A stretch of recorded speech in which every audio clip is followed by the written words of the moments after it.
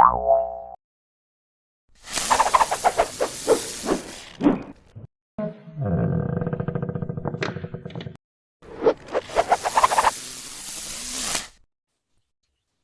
Sobat Dinar, bersama aku Zana, kembali lagi di channel Dinar All in One. Nah teman-teman, pada video sebelumnya kita udah bahas teori tentang perbandingan. Makanya pada video kali ini kita akan coba aplikasikan teori tersebut untuk mengeksekusi soal-soal tentang perbandingan. Buat teman-teman yang belum nonton, boleh banget nonton dulu video penjelasannya. Dan buat teman-teman yang udah nonton, boleh banget di like dulu dan di subscribe channel ini supaya nggak ketinggalan video-video yang akan diupload di sini. Oke, tanpa berlama-lama langsung aja kita masuk ke pembahasan soalnya. Oke, kita baca dulu bareng-bareng, nanti kita kerjain juga bareng-bareng, oke? Dalam sebuah ruangan, 10% dari wanita yang ada di ruangan tersebut memiliki mata biru. Sementara 20% dari pria yang ada di ruangan tersebut juga bermata biru. Apabila perbandingan jumlah pria dan wanita pada ruangan tersebut adalah 4:3, maka berapa bagian orang yang mengisi ruangan tersebut bermata biru? Oke, jadi kalau ilustrasinya gini teman-teman. Ada sebuah ruangan di mana di ruangan tersebut ada wanita dan ada pria. Perbandingan jumlahnya mereka ini adalah 4:3. Jangan sampai terbalik ya teman-teman. Dia bilangnya pria dan wanita, berarti 4-nya ini si pria, 3-nya ini wanita. Jangan sampai terbalik. Kemudian 10% dari yang ada di ruangan ini matanya biru dan 20% yang ada di ruangan ini matanya biru. Kita tuliskannya biru aja ya, artinya bermata biru. Yang ditanya sebenarnya berapa bagian sih orang yang matanya biru itu dibandingkan dengan total keseluruhan orang. Jadi yang bermata biru dari keseluruhan itu berapa bagian? Oke, sekarang kita bisa melakukan perhitungannya dengan cara bagaimana? Kita di sini punya informasi kalau 10% dari wanita yang ada di ruangan tersebut matanya biru. Karena kita mau cari total yang matanya biru, kita tambahin sama prianya yang ada dalam ruangan itu 20%-nya matanya biru juga. Karena kita mencari berapa bagian, maka kita bandingkan atau kita bagi dengan total keseluruhan orangnya. Seperti itu. Nah, di sini wanitanya wanita dan prianya kita bisa gunakan informasi ini. Karena 4:3 artinya, dalam ruangan tersebut ada 4x pria dan 3x wanita. Seperti itu. Nah, artinya kalau kita lanjutkan perhitungan ini, 10% dari wanitanya itu yang mana? Wanitanya itu sih 3x. Maka 10% dari 3x, dari itu kan dikali ya, ditambah dengan 20% dari pria. Prianya berapa? Prianya 4x. Maka 20% dari 4x dikali ya, kita bandingkan dengan totalnya. Totalnya artinya 4x ditambah 3x, yaitu 7x. Nah, sisanya dari sini teman-teman tinggal lakukan perhitungan seperti biasa. Teman-teman bebas mau menghitung dengan cara apa, karena cara orang menghitung itu beda-beda juga, jadi bebas. Yang penting harus benar gitu. Nah, sekarang kalau aku di sini mau menyederhanakan x-nya dulu nih. Ini bisa kita sederhanakan. Maka menyisakan 3 sama dengan 30% ditambah 80% dibagi 7. 110% dibagi 7. Ini dibagi ya, dibagi. 110% itu berapa sih? 110 per 100. Dibagi 7 itu artinya dikali 1/7. Maka hasil akhirnya adalah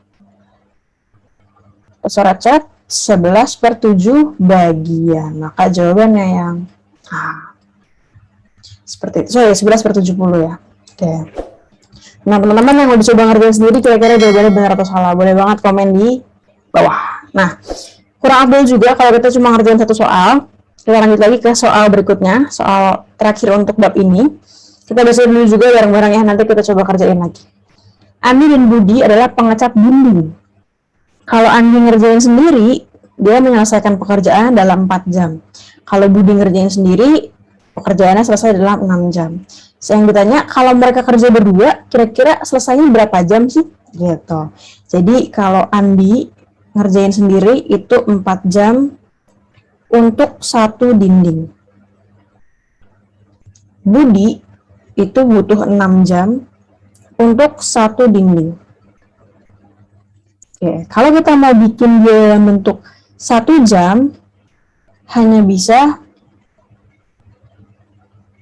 menyelesaikan berapa dinding nih? Kalau 4 jam untuk satu dinding, berarti 1 jam cuma bisa menyelesaikan 1/4 dinding. Begitu juga dengan si Budi caranya. 1 jam, ia hanya bisa menyelesaikan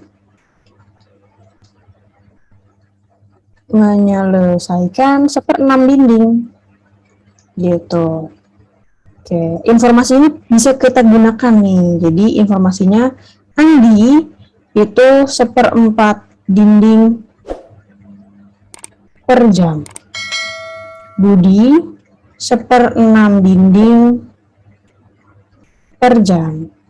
Nah, karena mereka ini berdua kerja bareng, maka jadinya dalam 1 jam mereka berdua bisa menghasilkan 1/4 tambah 1/6 dinding. Samain penyebutnya, jadinya selama 1 jam, ini 5. Selama 1 jam, mereka berdua bisa menyelesaikan 5/12 dinding. Ini kalau berdua. Oke, sekarang 1 jam bisa menyelesaikan 5/12 dinding. Yang ditanya, kalau mereka mau menyelesaikan 1 dinding, berapa jam sih?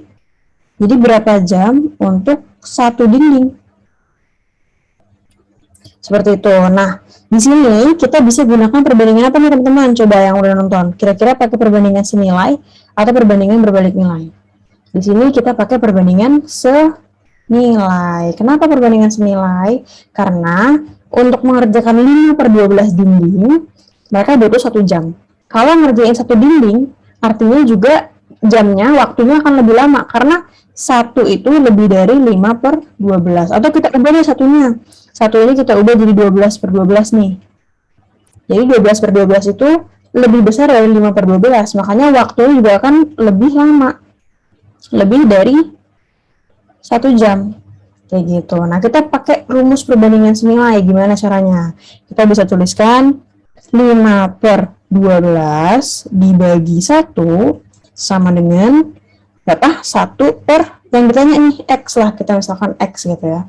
Maka, dari sini kita tuliskan lagi X sama dengan, kita kali silang ya, jadinya 12/5, yaitu 2,4 jam. Oke, 2,4 jam itu mana sih? Apakah 2 jam 40 menit? Wah, salah banget. Teman-teman nggak boleh langsung menyimpulkan gitu, oke?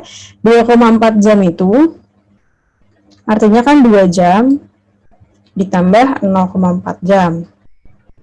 2 jam ditambah 4/10 jam. 4/10 jam itu berapa sih? 60 menit. 60 menit ini berarti dikali 4/10 jadinya 2 jam ditambah 24 menit. Maka jawabannya yang D. Gitu. Nah, oke.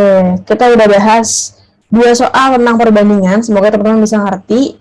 Coba nanti kalau misalnya masih ada yang mau ditanyain, boleh ditanya di kolom komentar aja. Buat video selanjutnya, kita akan bahas tentang baris dan deret. Jadi jangan lupa untuk tonton. Sampai bertemu di video selanjutnya. Dadah!